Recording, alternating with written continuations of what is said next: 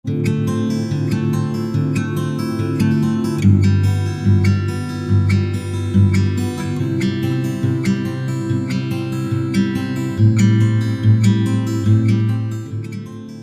मसीही भाई बहनों को यीशु के नाम में शालोम, प्रेज द लॉर्ड, जय मसीह की। यीशु द सेवियर मिनिस्ट्री और मैं प्रभु यीशु मसीह में आपका भाई जेम्स आप सभी का इस बाइबल अध्ययन कार्यक्रम में एक बार फिर से बहुत बहुत स्वागत और परमेश्वर का धन्यवाद करते हैं।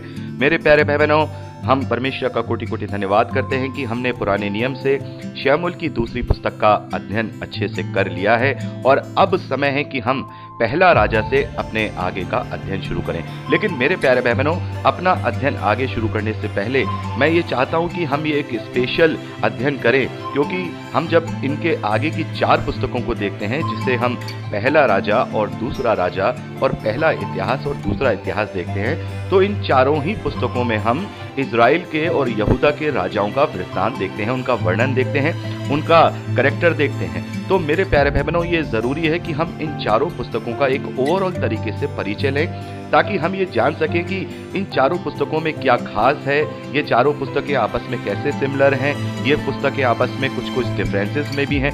ये सारी बातें आज हम अध्ययन करेंगे, यानी कि एक पूरा परिचय ओवरऑल तरीके से हम इन चारों पुस्तकों को लेंगे और उसके बाद से फिर हम अगले दिन से हम फिर अपना विस्तार से इनका अध्ययन करेंगे। जो जो इनमें इंपॉर्टेंट बातें हैं, जो जो हमारे लिए जानना जरूरी है, उन सब का हम विस्तार से अध्ययन करेंगे। तो आज हम ओवरऑल तरीके से इन चारों ही पुस्तकों का विस्तार से एक परिचय लेंगे, ताकि हम इन्हें अच्छी तरह से समझ सकें।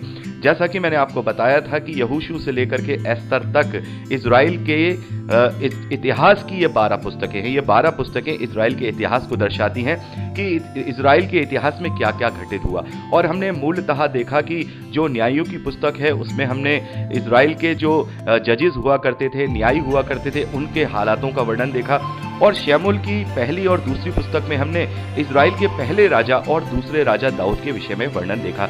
जैसा कि हमने अध्ययन किया कि परमेश्वर ही इजराइलियों का राजा हुआ करता था, लेकिन इजराइलियों ने अपने लिए मनुष्यों में से, अपने भाइयों में से ही अपने लिए राजा को मांगा और परमेश्वर ने उनकी इस डिमांड को पूरा किया। और इस तरीके से यहाँ पर जो न्यायों का तंत्र था, उससे हट करके अब राजतंत्र की स्थापना यहाँ इजराइल में हो जाती है। तो इस प्रकार से हमने 2 राजाओं का वर्णन यहाँ पर पहला शमूएल और दूसरा शमूएल में देखा है। उसके आगे का जो इतिहास है, जो इजराइल के जो राजा हुए हैं मेरे प्यारे भाई बहनों, उन सभी का इतिहास हम इन चारों पुस्तकों में देखते हैं, जो कि पहला राजा, दूसरा राजा और पहला इतिहास और दूसरा इतिहास है। लेकिन इनमें हम जब देखते हैं तो जो बातें हम पहला राजा और दूसरा राजा में पढ़ते हैं वही बातें हम जो पहला इतिहास है, दूसरा इतिहास है, उसमें विस्तार के साथ पढ़ते हैं। तो इन दोनों पुस्तकों में क्या फर्क है, इन दोनों पुस्तकों में क्या समानता है, इसके विषय में भी हमें जानना जरूरी होगा। तो सबसे पहले तो हम पहला राजा और दूसरा राजा के विषय में बात करेंगे कि इसमें कौन कौन से राजाओं का विस्तार से वर्णन दिया गया है।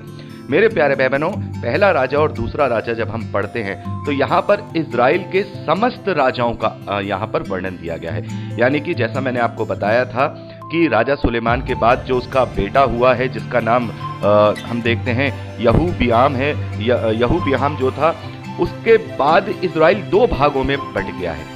जैसा कि आपने अभी देखा कि शाऊल भी समस्त इजराइल पर राजा है, 12 गोत्रों का राजा है, और दाऊद भी समस्त इजराइल का यानी 12 गोत्रों का राजा है। और उसके बाद सुलेमान भी समस्त इजराइल यानी 12 गोत्रों का राजा होता है। लेकिन सुलेमान के बाद इजराइल 2 भागों में बट जाता है, क्योंकि जो सुलेमान का जो बेटा रहूबियाम है, उसका कैरेक्टर अच्छा नहीं है और सुलेमान के जीते जी उसका एक कर्मचारी है या उसका सैनिक है, उसका नाम यरोबाम है, वो उसका विद्रोह कर देता है। तो जब सुलेमान की मृत्यु हो जाती है तो उसके बाद जो सुलेमान का कर्मचारी योराबाम है, वो प्रजा को भड़काने लगता है। और जो सुलेमान का बेटा है यहूबियाम, वो भी अपने आप में सही नहीं है। जो ये रहूबियाम है, ये अपना कैरेक्टर सही नहीं है। तो इस तरीके से वहां पर हम देखते हैं कि इजराइल 2 भागों में बट जाता है। जो 10 गोत्र हैं वो अपना राज्य अलग कर देते हैं, जो कि हम जब इजराइल का मैप देखते हैं, जो उसका उत्तरी क्षेत्र है, उस क्षेत्र का जो एरिया है, वो 10 गोत्र मिलकर के अपना एक राज्य बना लेते हैं, जिसका पहला राजा वो सुलेमान का कर्मचारी जिसका नाम योराबाम है, वो राजा बन जाता है। और 2 गोत्र, जो कि यहूदा का गोत्र है, जो दाऊद का गोत्र है, और सबसे छोटा बिन्यामीन का गोत्र, जो कि राजा शाऊल का गोत्र है, ये 2 गोत्र मिलकर के एक राज्य बनाते हैं जिसका नाम यहूदा का राज्य होता है, और इसकी राजधानी यरूशलेम होती है। और जो इजराइल का राज्य बनता है, जो ऊपर का राज्य है, उसकी राजधानी हम देखते हैं जो सामरिया है, उसको बनाया जाता है। तो मेरे प्यारे बहनों, इस प्रकार से इजराइल 2 भागों में डिवाइड हो जाता है। ऊपर का भाग जिसे इजराइल का राज्य कहा जाता है, और नीचे का भाग जिसे यहूदा का राज्य कहा जाता है। इन दोनों में फर्क क्या है? इन दोनों में बहुत बड़ा फर्क ये है कि जो यहूदा का राज्य हुआ है, उसमें केवल दाऊद के वंशज ही राजा बने हैं, यानी कि दाऊद के खानदान से, दाऊद के वंश से ही उसमें सारे के सारे राजा हुए हैं। और 3 राजाओं को अगर हम ऊपर के जो 3 राजा हैं, शाऊल, दाऊद और सुलेमान, इनको अलग कर दे तो जो डिवाइडेड इजराइल है, उसमें जो यहूदा के राज्य के जो राजा हुए हैं वो कुल 20 हुए हैं, जो कि दाऊद के वंश से हैं, यानी दाऊद का बेटा, फिर उस बेटे का बेटा, फिर उस बेटे का बेटा, इस प्रकार से करते हुए दाऊद के घराने के ही सारे राजा, जो कि 20 राजा हुए हैं, वो यहूदा के देश में हुए हैं उस बंटवारे के बाद। और इजराइल में जो हम देखते हैं, इजराइल में जो यहाँ पर जो इजराइल का जो डिवीजन हुआ है, उसमें जो योराबाम राजा बना है, उसमें हम देखते हैं 19 राजा हुए हैं। लेकिन उसमें ऐसा नहीं हुआ है कि जो योराबाम है उसके ही वंश के लोग राजा बनते रहे, बल्कि वहां पर जो प्रबल हुआ, जो ताकतवर हुआ, वो वहां पर राजा बन गया है। तो वहां पर कोई कुल वंश नहीं चला है, जो वहां प्रबल हुआ है वो वहां पर राजा बन गया है। उसका वर्णन हम देखते हैं। तो इजराइल के जो राजा हुए हैं, डिवाइडेड इजराइल के, वो 19 राजा हुए हैं। तो हमने यहाँ पर क्या देखा कि यहूदा के देश के राजा सुलेमान के बाद 20 राजा हुए हैं, और इजराइल के राजा सुलेमान के बाद 19 हुए हैं। तो इस प्रकार से हम इन दोनों राज्यों को बांटते हैं। तो अब इन दोनों जो हम यहाँ जो चारों पुस्तकें देखते हैं, उसमें फर्क क्या है? तो उसमें फर्क यह है कि पहला राजा और दूसरा राजा में हम समस्त राजाओं का हम वर्णन पाते हैं, यानी कि यहूदा के देश के 20 राजा और इजराइल के देश के 19 राजा। इन 39 राजाओं का हम वर्णन यहाँ पर पहला राजा की पुस्तक और दूसरा राजा की पुस्तक में पाते हैं। और मेरे प्यारे बहनों, ऐसा माना जाता है कि पहला राजा और दूसरा राजा, जो कि दोनों पुस्तकें हैं, ये यिर्मयाह भविष्यद्वक्ता के द्वारा लिखी गई हैं। यिर्मयाह भविष्यद्वक्ता के विषय में हम देखते हैं कि जब बेबीलोन की बंधुआई में पूरा समस्त यहूदा और इजराइल आ चुका था, तब यिर्मयाह उस वक्त मौजूद थे। और यहाँ पर जो हम भाषा शैली देखते हैं राजाओं में, पहला राजा और दूसरा राजा में जो भाषा शैली है, जैसे कि मैं आपको उदाहरण देना चाहूँगा, वहाँ लिखा है कि आज के दिन तक ऐसा यहाँ पर स्थापित है, यानी कि ये सारे घटनाक्रम पूरे होने के बाद ये पुस्तक को लिखा गया है। तो ये सभी स्कॉलर्स का और ज़्यादातर स्कॉलर्स का और यहूदी मत का भी यही मानना है कि पहला राजा और दूसरा राजा यिर्मयाह भविष्यद्वक्ता के द्वारा लिखा गया है या उनकी देखरेख में लिखवाया गया है। तो इस प्रकार से जैसा मैं आपसे बात कर रहा था कि इन दोनों में फर्क क्या है, तो मैं आपको बताना चाहूंगा पहला राजा दूसरा राजा और पहला इतिहास दूसरा इतिहास में यह फर्क है कि पहला राजा और दूसरा राजा में समस्त 39 राजाओं का वर्णन है, यानी कि यहूदा के 20 राजा और इजराइल के 19 राजा। लेकिन जो इतिहास की जो पुस्तक है, पहला इतिहास और दूसरा इतिहास, इसमें केवल यहूदा के राज्य के जो राजा हुए हैं उनका वर्णन है। और हम देखते हैं कि यहूदा के राज्य का जो पहला राजा हुआ है, वैसे तो इजराइल का पहला राजा शाऊल हुआ है, लेकिन यहूदा के राज्य का जो पहला राजा हुआ है, जो दाऊद के वंश से है, वो दाऊद है। तो दाऊद से लेकर के 22 राजा बनते हैं। 22 राजाओं का वर्णन पहला इतिहास और दूसरा इतिहास में है, यानी इजराइल के राजाओं का वर्णन यहाँ पर हम नहीं पाते हैं। 1-2 जगह हम राजा आहाब के विषय में पढ़ते हैं, एक राजा आहाब है, और एक और छोटा सा वर्णन हम इजराइल के राजा के विषय में पढ़ते हैं। चूंकि उसका संबंध यहूदा के देश के राजाओं से था, तो इसलिए वहां पर वर्णन लिया गया है। तो पहला इतिहास और दूसरा इतिहास की जो पुस्तकें हैं, इसमें केवल यहूदा के देश के जो राजा हुए हैं, दाऊद से लेकर के उसके वंश के, यानी कि दाऊद के वंश में जितने राजा हुए हैं उनका वर्णन मिलता है। और पहला राजा और दूसरा राजा में सभी का वर्णन मिलता है। तो मेरे प्यारे बहनों, इसीलिए इन दोनों को हम एक भी कहते हैं और अलग अलग भी कहते हैं। और ऐसा माना जाता है कि जो पहला इतिहास और दूसरा इतिहास है, इसे एजरा के द्वारा लिखा गया है। एजरा के द्वारा लिखा गया है, एजरा की पुस्तक भी है। एजरा के द्वारा लिखा गया है क्योंकि वो यहूदा के देश में रह करके, यरूशलेम में रह करके मंदिर की शहर बना और ये सारी चीजें करते हैं। तो यहाँ पर यहूदा के देश का सारा इतिहास एजरा के द्वारा लिखा गया है।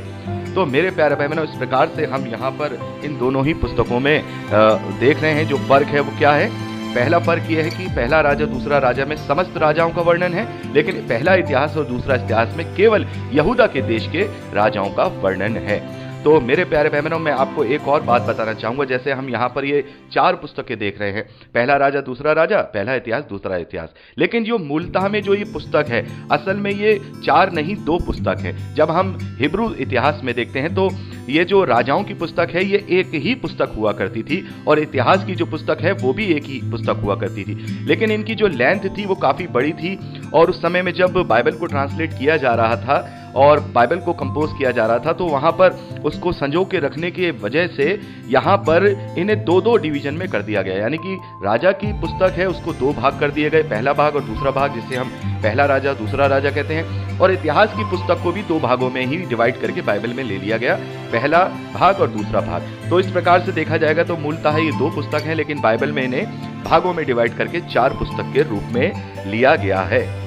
तो मेरे प्यारे भाई बहनों, यहाँ पर हमने ओवरऑल तरीके से यहाँ पर ये देख लिया है कि इन दोनों पुस्तकों में क्या सिमिलरिटी है, इन दोनों पुस्तकों में क्या फर्क है। तो मेरे प्यारे भाई बहनों, अब जब हम पहला राजा का जब अध्ययन करेंगे तो जैसा मैंने आपको बताया, इसमें यहूदा के राजाओं का भी पूरा वर्णन है, 20 राजाओं का, और इजराइल के राजाओं का भी वर्णन है। और इतिहास की पुस्तकों में फिर से हम यहूदा के राजाओं के सारे वर्णन को पाएंगे। तो जब हम पहला राजा और दूसरा राजा का वर्णन का अध्ययन करेंगे तो मेरे प्यारे भाई बहनों, इसमें हम यहूदा के राजाओं का कोई भी अध्ययन नहीं करेंगे। यहूदा के जो राजा हुए हैं, जैसे सुलेमान है, सुलेमान के बाद उसका बेटा रहूबियाम है, और उसके बाद जो जितने भी और उसके बेटे जो बने हैं, वंशज हुए हैं, उनका जो वर्णन है वो हम नहीं करेंगे। मतलब मेरे कहने का मतलब यह है कि जब हम पहला राजा और दूसरा राजा का अध्ययन करेंगे तो हम यहूदा के देश के राजाओं का वर्णन जो यहाँ पर मिला है उनका अध्ययन नहीं करेंगे। इनका अध्ययन हम बहुत ही विस्तार से पहला इतिहास और दूसरा इतिहास में करेंगे। लेकिन चूंकि दूसरा इतिहास पहला इतिहास में इजराइल के किसी राजा का पूरा वर्णन नहीं मिलता है, तो यहाँ केवल हम इजराइल के 19 राजाओं का ओवरऑल तरीके से और विस्तार से वर्णन करेंगे, अध्ययन करेंगे। तो सबसे पहली बात जो मैं आपको बताना चाहता हूँ वो खास बात यह है कि जो इजराइल के जितने भी 19 राजा हुए हैं वो सभी परमेश्वर के विरोध में हुए हैं। यानी कि उनका सबका जो पथ है वो भ्रष्ट है, वो परमेश्वर के विरोध में रहे, मूर्ति पूजक रहे, परमेश्वर की आज्ञा का पालन नहीं किया। और जो यहूदा के देश के जो राजा हुए हैं उनमें कुछ ऐसे राजा हुए हैं जो परमेश्वर के ग्रहण योग्य बने, और उनमें भी ज्यादातर राजा ऐसे ही हुए हैं जिनका मार्ग भ्रष्ट हो गया। सबसे जो महत्वपूर्ण उदाहरण है वो हम सुलेमान का देखते हैं कि जब वो राजा बना था, जब वो परमेश्वर के ग्रहण योग्य था, लेकिन अंत के दिनों में आकर के वो परमेश्वर के विरोध में हो गया, उसका पथ भ्रष्ट हो गया। और उसके बाद के बहुत सारे राजा ऐसे हुए जिनका पथ भ्रष्ट हुआ। लेकिन एक राजा जिसके विषय में हम देखते हैं यहूदा के राज्य से है, जिसको हम हिजकिय्याह राजा कहते हैं, उसका बहुत ही एक अच्छा कैरेक्टर है और परमेश्वर के साथ वो चलने वाला था, परमेश्वर का ग्रहण योग्य था। उसके विषय में भी हम अच्छे से अध्ययन करेंगे। तो इस प्रकार से हम देखते हैं तो इजराइल के जो 19 राजा हुए हैं वो पूरी रीति से परमेश्वर के विरोध में रहे, लेकिन उनमें भी एक बहुत बड़ा एक शैतानी राजा जिसे हम कहेंगे परमेश्वर के बिल्कुल विरोध में रहा, जिसका नाम राजा आहाब है, जिसने इजाबेल के साथ विवाह किया, जिसके विषय में हमने प्रकाशित वाक्य में भी अध्ययन किया था।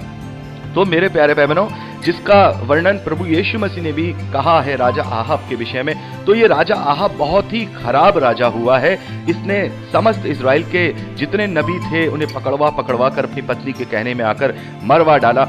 और खास तौर पर हम एलिया भविष्यद्वक्ता के विषय में देखते हैं कि एलिया भविष्यद्वक्ता का टकराव आहाब राजा के साथ काफी हुआ है। तो मेरे प्यारे भाई बहनों, यहाँ पर हम पहला राजा और दूसरा राजा में जो महत्वपूर्ण अध्ययन करेंगे वो ये करेंगे कि जो इजराइल के जो राजा हैं 19 उनका अध्ययन करेंगे, और कुछ भविष्यद्वक्ताओं का भी अध्ययन हम पहला राजा और दूसरा राजा में करेंगे जिनकी पुस्तकें हम नहीं पाते हैं। जैसे एलिया भविष्यद्वक्ता एक बहुत बड़े भविष्यद्वक्ता हुए हैं, उनकी कोई लिखी हुई पुस्तक हम बाइबल में नहीं पाते, लेकिन उनका वर्णन हम पहला राजा में पढ़ते हैं, और जिनके विषय में ये हम पढ़ेंगे कि उनको मृत्यु नहीं आई है और वो जीवित ही आकाश में उठा लिए गए हैं। और दूसरा महत्वपूर्ण जो भविष्यद्वक्ता है वो एलिया भविष्यद्वक्ता का शिष्य एलीशा है। एलीशा के विषय में भी हम पहला राजा और दूसरा राजा में बहुत ही विस्तार से पढ़ेंगे। और बहुत सारे ऐसे भविष्यवक्ता हैं जिनकी पुस्तकों को हम बाइबल में नहीं पाते हैं। आपने देखा होगा करीब 17 पुस्तकें हम बाइबल में भविष्यवक्ताओं की पाते हैं, जिसमें 4 मुख्य भविष्यवक्ता हैं और 12 अन्य भविष्यवक्ता हैं जिन्हें हम मेजर और माइनर प्रॉफिट्स कहते हैं। उनकी तो हम पुस्तकें देख रहे हैं, लेकिन ना ही हम यहाँ एलिया नामक कोई पुस्तक देखते हैं, ना ही एलीशा नामक पुस्तक देखते हैं, ना ही हम एक नहमीया दूसरे एक और हुए हैं उनका नहीं देखते हैं, एक जकरिया भविष्यवक्ता भी हुए हैं उनका भी नहीं देखते। तो इन भविष्यवक्ताओं के विषय में भी हम पूरा वर्णन इन पहला राजा और दूसरा राजा के इतिहास में देखेंगे। और मेरे प्यारे भाई बहनों, जैसा कि मैंने आपको बताया था कि इजराइल के राजाओं के साथ साथ परमेश्वर ने अपने दासों को भी वहां भेजा है। तो जैसा कि हमने देखा कि दाऊद के समय में जो नातान भविष्यवक्ता और गाद भविष्यवक्ता हैं ये रहे हैं, तो हर एक राजा के समय में परमेश्वर का कोई ना कोई भविष्यवक्ता वहां मौजूद जरूर रहा है। मेरे प्यारे बहन, उसके आगे की बात हम अगली रिकॉर्डिंग में करेंगे। प्रभु आपको आशीष।